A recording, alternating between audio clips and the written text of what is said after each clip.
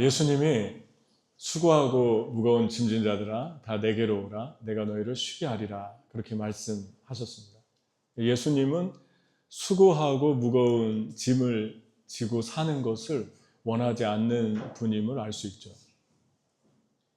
그리고 더 나아가서는 우리에게 행복, 기쁨, 그리고 평안 이러한 것들을 주고 싶어 하십니다. 그 마음이 이 말씀 한 구절에 들어 있습니다. 특별히 예수님이 왜 AD 1세기에 이스라엘 사람들에게 이 말씀을 하셨을까? 안식일을 예로 들어보면은 토요일이죠. 하나님이 구약에 안식일을 거룩히 지키라 그랬는데 쉬지 말고 일하지 말고 쉬면서 거룩히 지키라고.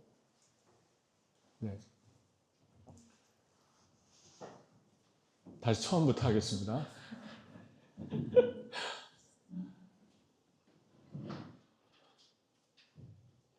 일하지 말고 쉬라고. 그러니까 안식일은 쉬는 날이에요. 안식일은 충전하는 날, 쉬는 날. 그리고 계속 일하면 사람은 견디기가 어렵습니다. 그래서 히브리어 샤밧이라는 말에서 안식일, 사베스 영어가 왔는데 샤밧은 멈춘다, 그치다, 그리고 쉬다. 멈추는 거죠. 멈추지 않으면 우리 삶을 더 이상 앞으로 나아갈 수 있는 힘이 우리에게 주어지지 않습니다. 생각도 멈춰야 되고 일도 멈춰야 되고 모든 걱정, 염려도 다 멈춰야 됩니다. 그래야만 그 다음 날을 또 살 수가 있어요. 그래서 아무 생각 없이 천장 바라보고 앉아있는 것도 좋은 거예요. 쉬게 하는 거예요, 뇌를. 그런데 종교 지도자들은 이 안식일에 39가지를 확대 해석을 해서 덧붙였습니다. 그러니까 예를 들면 1000m 이상 가면 노동이다. 곡식을 비벼서 먹으려고 이렇게 비벼서 그 곡식을 까서 알곡을 까면 노동이다. 또 침대를 들고 걸어가는 것도 노동이다. 그리고 이제 이러한 모든 것을 볼 때 안식일이 무거운 짐이 되는 거예요. 쉬는 게 아니라. 그래서 지금도 유대인들은 저 불을 켜야 되는데 불을 자기가 안 켜고 다른 사람 불러서 켜달라고 한답니다. 그리고 노동이 될 만한 것들은 아예 다른 사람을 시킨다는 거예요. 그러니까 안식일의 의미를 잃어버리고 무거운 짐이 되어 있죠. 안식일이 족쇄가 됐죠. 어떻게 이렇게 감옥처럼 살 수 있겠습니까? 쉬어야 돼요. 내가 1000m를 갔나 999m를 갔나 계산해야 돼요. 근데 예수님은 곡식도 비벼서 제자들이 안식일에 까먹고 전도하러 가다가 또 예수님 걷기도 하고 1000m가 뭡니까?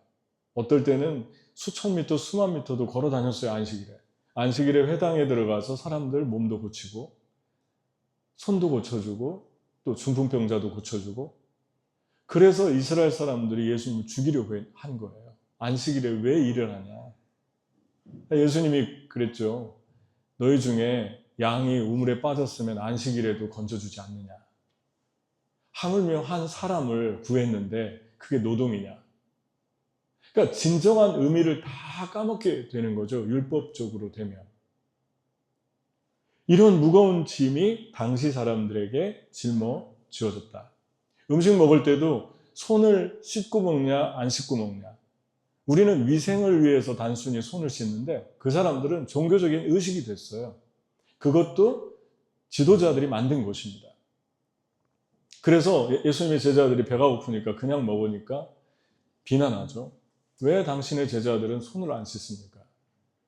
예수님이 너무 귀한 하늘의 말씀을 주셨죠. 사람의 입으로 들어가서 뒤로 배설하는 것이 사람을 더럽게 하는 게 아니라 사람의 마음에서 나오는 생각이 사람을 더럽게 한다. 죽이고 미워하고 살인하고 악한 모든 것들이 마음에서 나오지 음식물로 들어가서 화장실에서 나는 것은 더러운 게 아니다. 진짜 더러운 건 그런 거다. 주님이 의미를 바로잡아 주잖아요. 그런 거 하면은 11조도 율법에서는 그냥 10분의 1을 하나님께 드려라. 그 본 의미가 감사함으로 하나님 것입니다. 하나님의 은혜로 내가 살 수 있었습니다. 근데 이 사람들은 그렇게 11조를 강요했어요. 박하, 근채, 회양, 채소 하나하나에다가 세면서 11조를 적용했습니다. 그러니까 11조 하는 거가 문제가 아니라 11조 하는 거 자체가 골머리가 아픈 거예요. 계산해야 되니까. 그러니까 그것이 기쁨으로 하나님께 감사해서 드리는 게 아니라 그것 자체가 마음의 감옥, 족쇄를 채우는 거죠. 613개의 율법이 있는데 그 613개의 율법을 확대 적용해 놓은 것이 미슈나라고 하는 아주 두꺼운 이스라엘의 풀어놓은 해석의 경전입니다. 그런 것들을 다 공부해야 되고 외워야 되고 그러니까 사람들이 숨을 쉴 수가 없게 만들어 놓은 거죠. 수고하고 무거운 짐. 수고가 무엇입니까? 수고는 내가 일상에서 살아가는 삶에서 하는 일이에요. 노동, 레이버. 근데 무거운 짐은 뭡니까? 율법의 짐이죠. 살아가는 것도 힘든데 종교적인 굴레를 뒤집어 씌워서 그 굴레를 가지고 끌어당기는 거죠. 이렇게 안 하면 저주받는다. 이렇게 안 하면 너의 삶에 축복이 없다. 사람들이 기뻐서 즐거워서 하나님을 따르는 게 아니라 두려워서 하나님을 질질 끌려다니는 거죠. 우리 하나님, 우리 아버지, 너무너무 좋으신 아버지가 이상하게 됐어요. 이상한 분이 됐습니다. 폭군이 됐고 협박하는 분이 됐고 그리고 사람들에게 멍에를 씌워서 고삐를 끌고 다니는 분이 됐어요. 이 종교 잘못된 지도자들 때문에. 예수님이 지적합니다. 마태복음 24장 4절에 또 무거운 짐을 묶어 사람의 어깨에 지우되 자기는 이것을 한 손가락으로도 움직이려 하지 아니하며. 그러니까 다른 사람들에게 이런 짐을 지우는 사람들의 특징은 이중적입니다. 그 이중적인 것이 종교적인 가면을 쓰고 사는 거예요. 그래서 일상의 삶과 종교적인 의식의 삶이 다릅니다. 종교적인 의식에서만 거룩하죠. 일상의 삶에 거룩이 없어요. 경건이 없어요.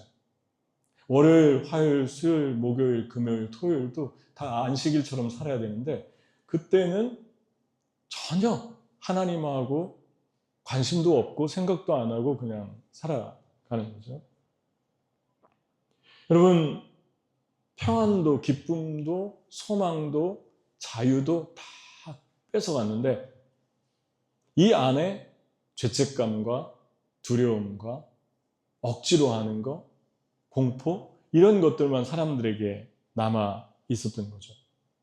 예수님이 수고하고 무거운 짐진 자들아 너의 일상의 삶과 그 위에 종교적인 굴레를 쓰고 살아가는 고통받는 자들아 내게로 와라. 내가 쉬게 하겠다. 예수님이 그렇게 말씀합니다. 예수님이 그러면 어떻게 쉼을 주시나? 주님이 말씀하셨죠. 첫 번째가 예수님에게 와라 그러잖아요. 내게로 와라. 내가 너희를 쉬게 하겠다. 그러니까 예수님에게 와야 됩니다. 예수님에게 온다는 의미는 뭘까요? 이 말씀을 하죠. 나는 마음이 온유하고 겸손하니 내 멍에를 메고 내게 배우라. 멍에라는 것은 소가 있지 않습니까? 소 등에다가 이렇게 이 나무로 된 족쇄를 끼워서 고삐를 연결하고 그것을 여러 마리 소와 연결해서 밭을 갈 때 주인이 그걸 가지고 핸들처럼 움직이는 거죠. 오른쪽, 왼쪽을. 근데 그 멍에라는 말 자체가 사람의 자유를 다 빼앗는 것처럼 힘든 단어죠. 그런데 왜 예수님은 멍에라는 말을 썼을까요? 수고를 다 벗겨준다고 하면서 또 다른 멍에를 씌워주려고 하는 것입니까? 그 의미가 아니고 멍에는 주인이 바뀌었다는 것입니다. 내가 너의 주인이 되겠다. 내 손에 너를 맡겨라. 내가 이제부터 너를 핸들하겠다. 그러니까 주님께서 멍에를 주는데 특히 내게로 와서 내가 주는 멍에를 메고 내게 배우라 그랬어요. 배움에는 두 가지가 있죠. 하나는 지식만 배우는 그런 학생이 있어요. 선생님에게. 또 하나는 선생님의 인격을 배우는 학생이 있습니다. 선생님의 삶. 선생님의 인격을 배우는 사람들은 선생님에게 가까이 가서 선생님과 밥도 먹고 차도 마시고 여행도 하고 그러면서 그분의 모든 일거수일투족을 보게 돼요. 그래서 감출 수가 없어요. 두 번째 다가오는 학생들에게는 무엇을 배우는 것입니까? 선생의 지식을 배우는 게 아니라 선생의 캐릭터를 배우는 거죠. 인격을 배우는 것입니다. 예수님이 나는 마음이 온유하고 겸손하니 내게 배우라 한 것은 내게 인격을 배우라 라고 한 거예요. 그러면 너희가 쉼을 얻게 될 것이다. 예수님은 제자들에게 3년 동안 훈련했는데 스킬을 가르치지 않고 인격을 가르쳤어요. 너희 중에 높아지고자 하느냐? 서로 싸우니까 누가 높으냐? 서로 싸우니까 섬기는 자가 높은 자다. 너희는 서로 사랑해라. 너희 중에 양과 염소가 누구냐? 지극히 작은 자에게 그가 옷이 없을 때, 먹을 게 없을 때, 입을 게 없을 때 입혀주고 먹여주고 재워주고 병원에 데려가주고 같이 있어주고 이게 양이다. 인격이잖아요. 칼을 쓰니까 칼을 쓰면 칼로 망한다. 칼을 집어넣어라. 우리 주님이 인격으로 말씀하는 칼로 살지 말아라. 폭력으로 살지 말아라. 인격이잖아요. 너희가 누구에게 대접받고자 하느냐? 너희가 먼저 대접해라. 이게 스킬입니까? 인격이잖아요. 너희가 먼저 사랑해라. 사랑받고 싶으니 너가 먼저 줘라. 그러면 받게 될 것이다. 여러분, 누군가에게 선한 일을 할 때 은밀하게 해라. 금식할 때 태내지 말고 얼굴에 기름을 바르고 나 금식합니다 하고 사람들에게 경건을 과시하려고 하지 말고 은밀한 중에 하나님께 해라. 그러면 은밀한 중에 계신 하나님이 갚아줄 것이다. 기도할 때도 하나님께 해라. 한국 말고 우리 크리스찬들이 기도도 자랑이 될 수 있어요. 기도도 율법이 되는 거예요. 내가 이만큼 기도했으니까 하나님이 이만큼 축복해 주실 거야. 정말 그렇습니까? 내가 구하는 것보다, 내가 생각했던 것보다, 내가 상상했던 것보다 더 채우시는 하나님께 너희를 맡기노니 너희는 그분께 너희 필요를 아뢰라. 바울이 자기가 세운 빌립보 교회에 말씀하잖아요. 에베소 교회에 말씀하잖아요. 너희가 구한 것보다, 너희가 생각하는 것보다 더 주시는 하나님이다. 우리가 구한 것만 주십니까, 하나님이? 우리가 생각하는 것 이상의 것들을 항상 주시지 않습니까? 그런데 마치 내가 기도한 것이 자랑이 돼서 내가 새벽 기도를 며칠을 하고 100일 기도, 100일 기도는 어디서 왔습니까? 100일은 불교 용어예요. 100일 공양하는 돛 닦는 거죠. 지성이면 감천이다. 너무너무 팽배해 있어요. 들어와 보니까 한국에 와서 보니까 변한 줄 알았는데 너무 안 변했어요. 율법으로 완전히 무거운 짐을 짊어지고 가고 있어요. 좀 안타까워요. 여러분, 우리 마음에 하나님이 주시는 멍에를 매면 우리 마음에 기쁨이 있습니다. 자유가 있고 평안이 있어요. 가면 쓰고 살지 않아도 돼요. 그런데 종교의 굴레에 매이면 가면을 씁니다. 가면 쓰면 어떻습니까? 여러분, 가면 쓰는 거 좋아하는 분 계세요? 가면 쓰면 숨 막혀요. 그리고 빨리 벗고 싶습니다. 그리고 너무 불편해요. 내 모습대로 살지 않으니까 자신이 비굴하게 생각이 돼요. 그래서 집에서의 삶과 직장에서의 삶과 교회에서의 삶과 학교에서의 삶이 각자가 다 다릅니다. 얼마나 불편합니까? 정말 불편하죠. 내 모습 이대로 그냥 한 모습 가지고 살아가는 것. 내가 납니다. 내가 이 모습이 답니다. 그때 우리 영혼 안에서 창조성도 나오고 기쁨도 나오고 거기에서 영향력도 흘러가고 사람도 편하게 하고 그런 거잖아요. 그래서 예수님이 내게 오라고 그렇게 말씀합니다. 여러분은 예수님의 멍에를 메고 있습니까? 아니면 율법의 멍에를 메고 있습니까?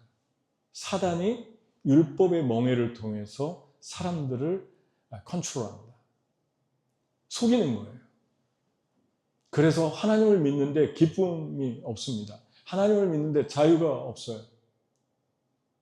그리고 종교적이 되어갑니다. 우울하고 절망스럽고 슬프고 그리고 답답하고 이런 것으로 가득 채워져 있죠. 자괴감이 혼란스럽고. 근데 하나님이 주시는 쉼은 우리의 머리를 맑게 하고 깨끗하게 하고 단순하게 하고 그러면서 깊이 있게 하고 정리가 되고 그리고 샘이 우리 안에서 생기고 그리고 사랑하고 그리고 겸손하고 긍휼히 여기고 이러한 것들이 우리 안에서 계속 일어납니다. 하나님 주시는 쉼은 우리를 치유하고 회복시키고. 그럼 여러분 어떻게 인격을 배우게 하실까요? 예수님에게 오는 삶은 예수님의 멍에를 메고 배우는 삶이다. 주인을 바꾸는 삶이다. 그랬는데 구체적으로 이 말씀의 첫 번째 27절에 보면 예수님은 이렇게 얘기했어요. 내 아버지께서 모든 것을 내게 주셨으니 아버지 외에는 아들을 아는 자가 없고 아들과 또 아들의 소원대로 계시를 받는 자 외에는 아버지를 아는 자가 없느니라. 그러니까 하나님 아버지 예수님의 소원이 아니면 그분이 계시해 주지 않으면 하나님을 아무도 알 수 없대요. 근데 이 말씀하고 그 다음 절이 안 맞잖아요. 왜냐하면 수고하고 무거운 짐진 자들아 다 내게로 오라. 왜 거기 다라는 말이 들어갑니까? 수고하고 무거운 짐진 자들아 아버지가 너희에게 계시해 주셔서 나를 알게 한 사람들은 다 내게로 와라. 이렇게 얘기해야 되는데 수고하고 무거운 짐진 자는 다 내게로 오라고 합니다. 전절에서는 하나님이 선택한 사람이 따로 있다. 알려주는 사람이 따로 있다. 그래서 하나님 믿게 된다라고 했는데 다 오라고 그러잖아요. 그 이유가 그 다음 절에 나오죠. 25절에 있습니다. 그때 예수께서 대답하여 이르시되 천지의 주제이신 아버지여 이것을 지혜롭고 슬기로운 자들에게는 숨기시고 어린아이들에게 나타내심을 감사합니다. 여기서 말하는 어린아이는 비유예요. 어린아이처럼 하나님을 단순하게 받아들이고 배우려고 하고 낮은 마음을 가진 사람에게는 하나님이 열어준다. 그게 하나님 소원이다. 다시 말하면 어린아이처럼 되면 하나님이 너희에게 비밀을 가르쳐준다. 주님이 보이게 해준다. 주님이 믿어지게 해준다. 중요한 게 겸손과 온유, 인격입니다. 이전에 이 11장 전체 문맥을 보면 예수님이 이렇게 말씀해요. 이 말씀하기 전에 가버나움아 가버나움아 너에게 행했던 능력을 소돔과 고모라에서 행했다면 그 사람들은 벌써 회개했을 것이다. 두로와 시돈 사람들이 이방인인데 지금의 레바논이죠. 그 레바논 사람들이 벌써 회개했을 것이다. 심판날에는 소돔과 고모라가 너희보다 덜 고통을 받을 것이다. 왜냐하면 거기에서 행한 기적보다 더 많은 기적을 내가 가버나움과 고라신 이 지역들 베세다에서 행했기 때문에 그렇게 말씀했어요. 피리를 불어도 춤추지 않고 애곡하여도 울지 않는 세대야. 다시 말하면 예수님이 누구에게 은혜를 주시는가? 누구의 눈을 열어주고 누구의 귀를 열어주시는가? 어린아이처럼 스스로를 어린아이처럼 여기고 겸손하게 주님으로부터 배우고 들으려고 하는 자들에게 열어준 자들은 내게로 올 것이고 내게로 오는 자들은 멍에를 벗게 될 것이다.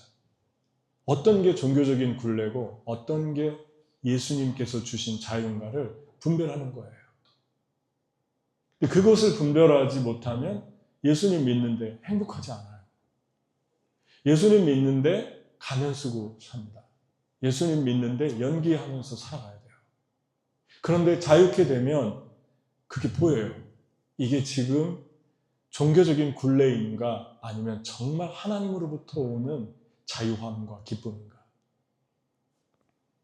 그 은혜가 인격에서 온다고 그럽니다.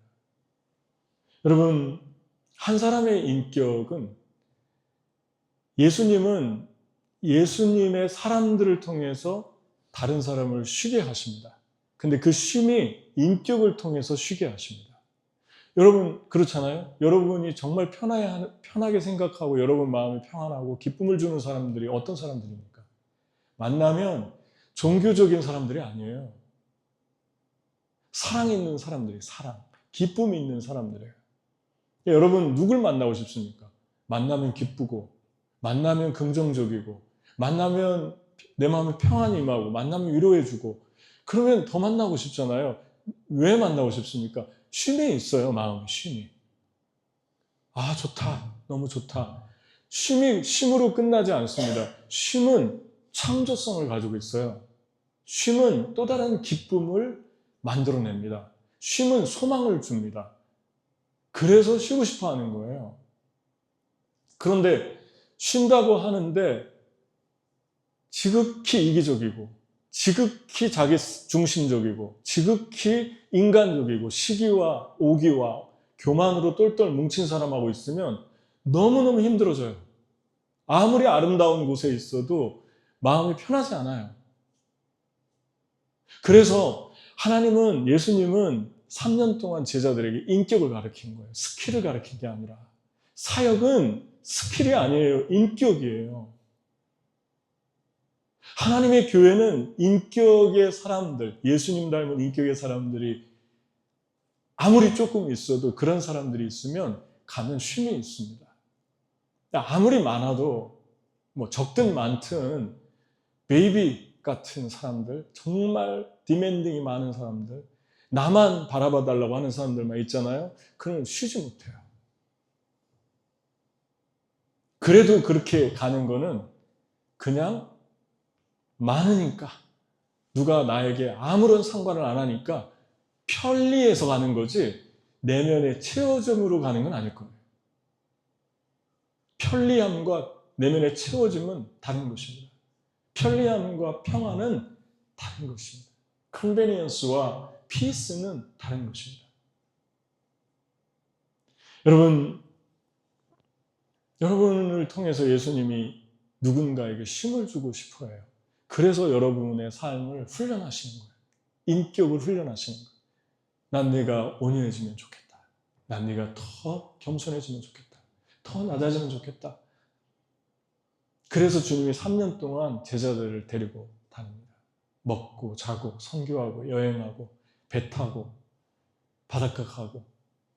한번 여러분 상상을 해보십시오. 제자들이 그 당시에 수고하고 무거운 율법의 집을 짊어졌는데 이분은 산에 가서도 설교를 하고 바다를 건너서 배를 타고 가면서도 함께 여행을 하고 이분은 잘 드시고 금식도 안 하고 그 당시에 금식을 언제 무슨 요일날 하라고 그랬는데 금식도 안 하고 그냥 자유롭게 드시네. 그러니까 그들이 공격했잖아요. 포도주와 먹는 걸 탐하는 예수. 그리고 귀신 들렸다 예수님에게. 예수님 그러잖아요. 신랑이 신부와 같이 있는데 금식하니? 금식할 때가 되면 금식한다. 종교적인 굴레가 되면 언제 정해놓고 그것을 지키지 않으면 자기가 괴로워 힘들어 죽는 거예요. 자기 의이고 자기 과시지 그게 무슨 하나님과의 관계입니까? 여러분 한 사람의 인격은 쉼과 연결되어 있다.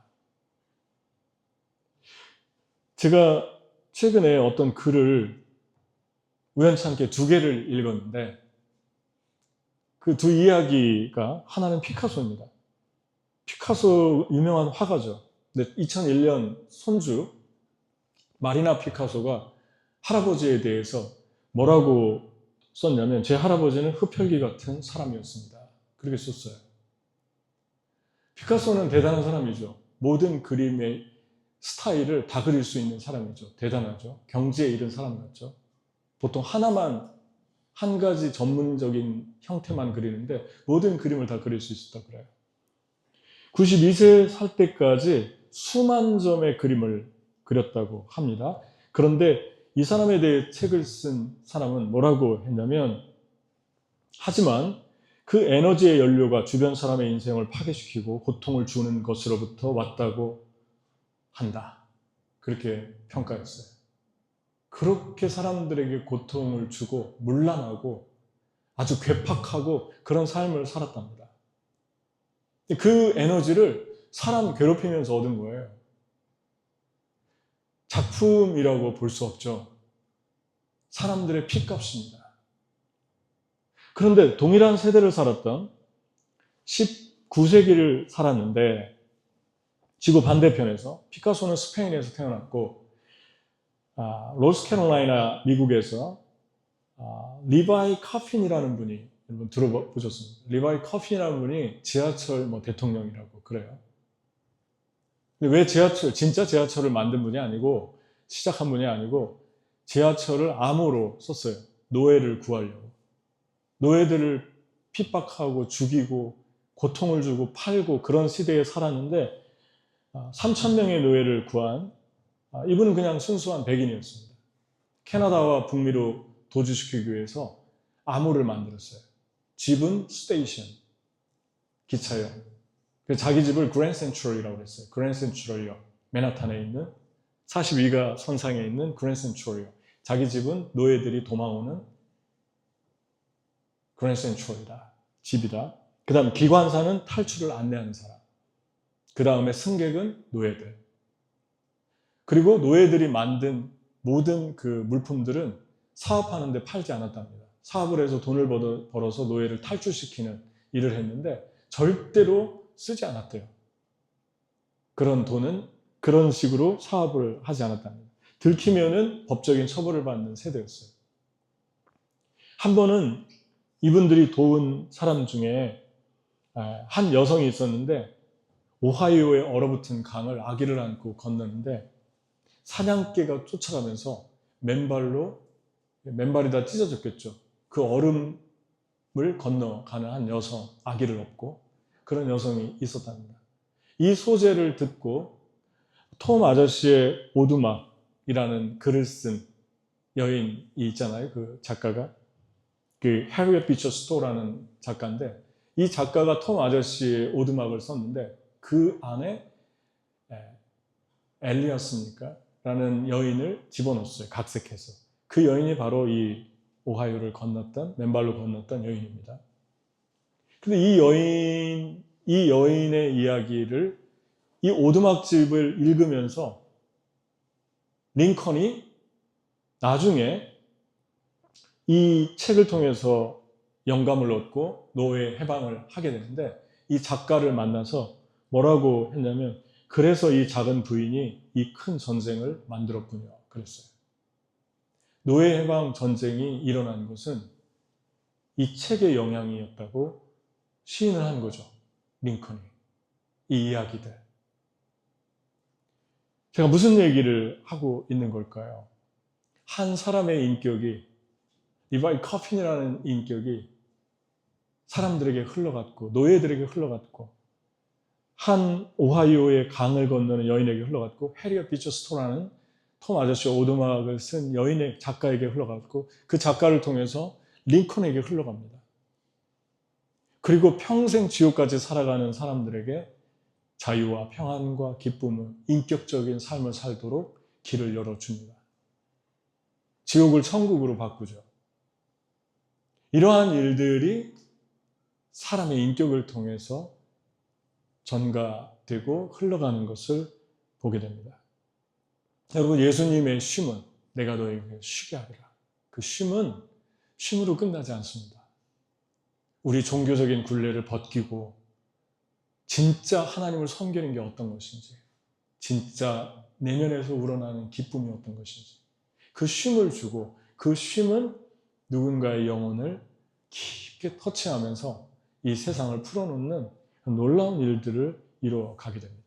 여러분의 정말 소중하게 생각해야 될 사람들 중에 하나는 여러분들의 삶에 영감을 주는 인격, 여러분들의 삶에 예수님이 보낸 것 같은 그런 분들을 가까이 하고, 그런 분들과 함께 비행하고, 그런 분들로부터 놓치지 말고 배워야 합니다.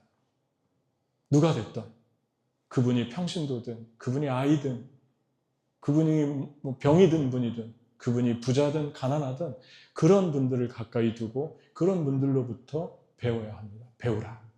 내게 배우라. 어린아이처럼 배우라. 교만하지 말고 내가 준 기회를 놓치지 말고 배우라. 두 번째, 마지막으로 로마서 1장 20절에 주님이 인격을 가리킬 때 자연을 통해 가리킵니다. 창세로부터 그에 보이지 않는 것들, 곧 그의 영원하신 능력과 신성이 그가 만드신 만물에 분명히 보여 알려졌나니 그러므로 그들이 핑계하지 못할지니라. 하나님의 자연을 보면서, 하나님 만드신 창조물을 보면서 하나님의 신성을 보라고 하십니다. 저는 이번에 저희 아들 결혼식에 갔잖아요. 그래서 코나라는 섬, 하와이 코나를 갔는데 제가 정확히 27년 전에 거기 있었더라고요.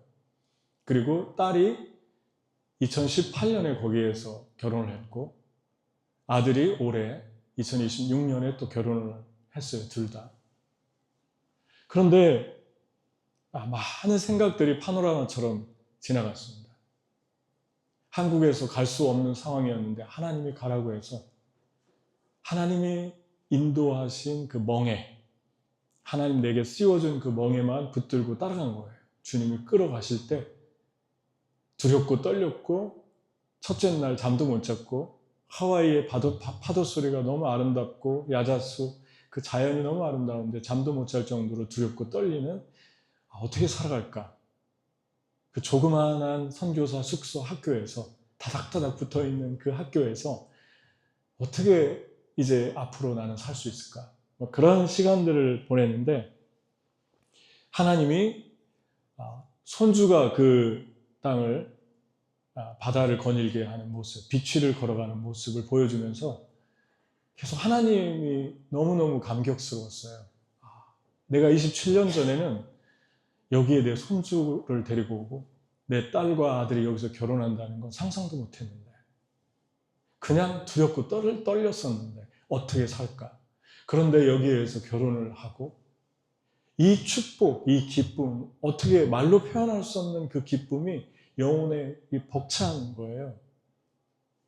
그래서 이제 하루는 그 머리를, 이제 결혼식을 하니까 가족들 머리를 해주는 분, 메이크업 해주는 분 두 분이 왔는데, 그 한 분에게 가서 자꾸 받으라고 그래서 살짝 해주세요 하고 왔는데, 아빠, 이분이 여기 코나 열방대학에서 YM에 있었대.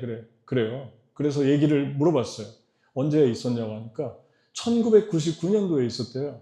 제가 1999년도 1월 3일 날 도착했거든요.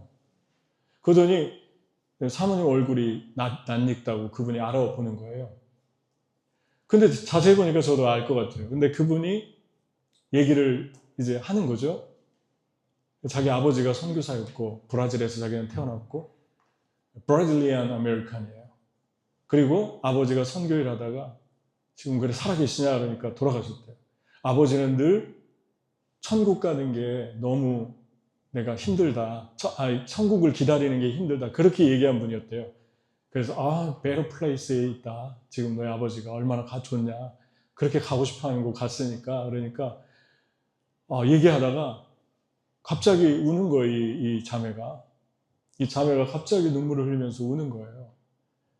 그런데 왜 하나님이 1999년도에 시작을 다시 저에게 리마인드 시켜주는 거예요. 그 딸을 통해서. 자기 딸이 네팔에 선교사를 갔는데 지금 선교하고 있는데, 그래서 당신 가정 참 축복이다. 당신 아버지도 선교사고 당신 딸도 선교사고 축복받았다. 그러니까 막 울어요. 그래서 제가 이제 그 모습을 보면서 참 아름다우면서도 저의 인생이 생각이 쭉 펼쳐졌습니다. 근데 맨날 그 호텔에서 결혼했는데 그 옆에 조그만한 또랑 같은 데에서 거기서 아무나 들어가는 데인데 거기서 맨날 놀다가 오고 야 저기는 뭘까 그랬는데 거기서 결혼했어요. 아 저런 세상도 있구나. 들어가 보니까 아름다워요. 아름다워요. 처음 들어가 봤어요. 그 바다가 보이고 정말 아름다운 결혼식이었어요. 그리고 미국에서 한 가정, 한국에서 한 가정 대표로 왔는데 뉴욕에서 오고 그 두 분하고 하루는 둘 다 차를 렌트를 안 해가지고 이제 제가 잠깐 좀 커피 농장도 가고 또 뭐 학교도 열방대학 투어도 해줘야겠다 해서 잠깐 몇 시간 해줬어요.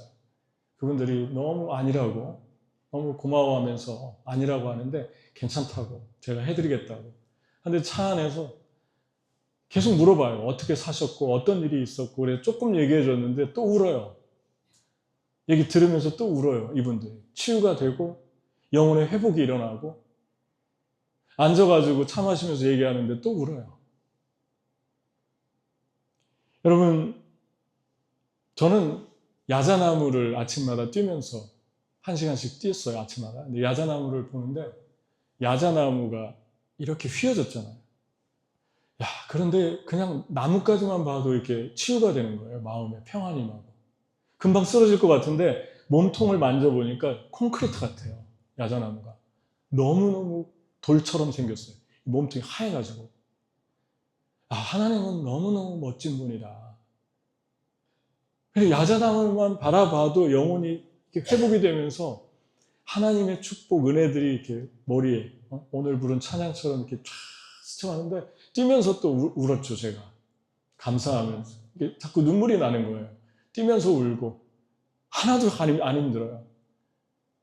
어떻게 하나님의 은혜가, 이 폭포수 같은 은혜가 어떻게 지금까지 27년 동안 이렇게 되었을까? 너무 그 인생이 너무너무 익사이링하고 너무 감사하고 어떻게 표현할 수 없는 그 은혜. 그러면서 제가 야자나무를 계속 묵상하는데 쉼이 왔어요, 제 안에. 쉼이 왔어요. 근데 그 야자나무가 성경에 보면 솔로몬 성전 안에 벽화에 새겨 넣으라고 그랬어요. 하나님. 그 많은 나무 중에 팜트리, 야자나무를 새겨 넣어라. 그리고 문에 새겨 넣어라. 그리고 종려나무를 흔들었는데 그 종려나무가 야자나무예요. 팜트리. 호산나, 호산나. 우리를 구원하소서. 야자나무를 흔들었어요. 그리고 마지막 계시록 요한계시록 21장에 천국을 묘사하는데 이렇게 써 있습니다. 그러고 나서 그 천사가 수정처럼 맑은 생명의 물이 흐르는 강을 내게 보여주었습니다. 강은 하나님과 어린 양의 보좌에서 나와 도성의 큰 길 한가운데로 흘러내렸습니다. 강의 양쪽에는 12종류의 열매를 맺는 생명의 나무가 있어서 달마다 열매를 냅니다. 그리고 그 나무의 잎들은 민족들을 치료하는 데 쓰입니다. 여러분 놀랍지 않습니까? 강이 있고 나무가 있는데 열매를 따먹어서 뭐 치료한다든가 이게 아니라 열매 나무 가지를 온 열방 민족들의 상처를 치유한대요. 가지가 그냥. 그러면 어떤 의미일까요?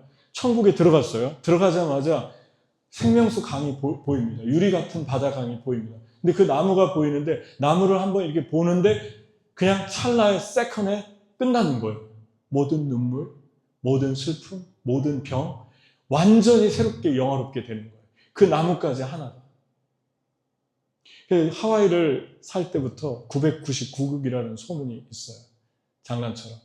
1국 모자란 천국 같다. 너무 아름다우니까.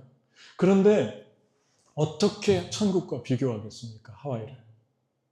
그 하나님이 만든 그 자연 속에서 하나님이 보여요. 그냥 나무 하나 묵상했는데. 하나님이. 그래서 열방대학 가서 프로메리아 그 꽃을 따가지고 한 사람씩 줬어요. 그 미국에서 온 분들, 여기서 온 분들. 다 사연이 있어요. 특히 뉴욕에서 온 분도 사연이 있어요. 그 아이는 지금 대학교 학생이 되는데 태어나기 전부터 우리 교회 부부가 나왔고 그 부부가 나와서 엄마가 갓난아기 때 왔는데 눈을 안 뜰 때부터 봤어요, 제가. 근데 눈을 안 뜨는 거예요, 얘가 몇 년 동안. 거의 눈 감고 와요, 이렇게 유모차에. 그러다가 눈을 뜨고 첫 번째로 세례를 받은 아이예요. 그런데 너무너무 아름답고 너무너무 귀하게 크다가 엄마 아빠가 헤어졌어요. 그 과정을 저희가 다 알아요. 상담하고 같이 울고 같이 기도하고. 근데 그리워서 왔어요. 그리고 축하해 주러 왔어요. 정말 축복해 주는 게 느껴져요. 저희 가족에 좋은 일이 있으면 그 마음이 느껴져요. 왔어요. 그 아이가 같이 왔어요. 커서. 그 아이에게 꽃을 따서 아빠가 못 꽂아주잖아요. 아빠가 이런 거 안 해주잖아요. 그래서 그 아이에게 꽂아주면서 사진 찍어라. 사진 찍어라. 그리고 그 있었던 27년의 생애를 쭉 나누는 그러한 은혜가 임하면서 치유가 임하고 또 은혜가 다시 임하고 소망이 생기고 그래서 떠나기 직전에 카톡을 보냈어요. 2번, 3번 정도 그 자매가. 너무너무 감사했습니다. 그리고 떠났어요. 그리고 저희가 떠난 직후에 너무너무 아름다운 날씨였는데 떠나고 나서 폭풍이 하와이에 몰아닥쳤어요. 어마어마한 폭풍이. 그래서 잘 빠져나왔는데 저희 교회 어떤 가족은 폭풍 속으로 들어갔더라 라는 말이 썰이 있습니다. 하와이 호놀룰루로 들어갔어요. 제가 알기로는 2주에 간다고 했는데 좀 걱정이 돼요. 좀 기도해 주세요. 여러분, 하나님께서 여러분과 저에게 주시는 메시지는 하나입니다. 멍에를 매십시오. 근데 그 멍에는 인격과 하나님의 인격 그리고 하나님 만든 자연입니다. 하나님의 인격을 배우십시오. 그 인격은 겸손과 온유입니다. 그때 여러분과 저의 삶이 평안해질 거예요. 기쁜 사람들과 함께 웃어주고 우는 사람들과 함께 울어주게 될 거예요. 그 반대가 아니라 그런 삶의 겸손과 온유가 임할 거예요. 아멘. 그래서 여러분들을 통해서 쉼이 흘러갈 것입니다. 그리고 또 다른 짐들을 벗겨줄 거예요. 오늘 한국에 또 열방에 짐을 지고 사는 사람들이 너무 많습니다. 그 짐을 여러분들을 통해서 하나님 벗겨주고 싶어 합니다. 여러분들의 자유를 통해서 사랑을 통해서 우리 같이 기도하겠습니다.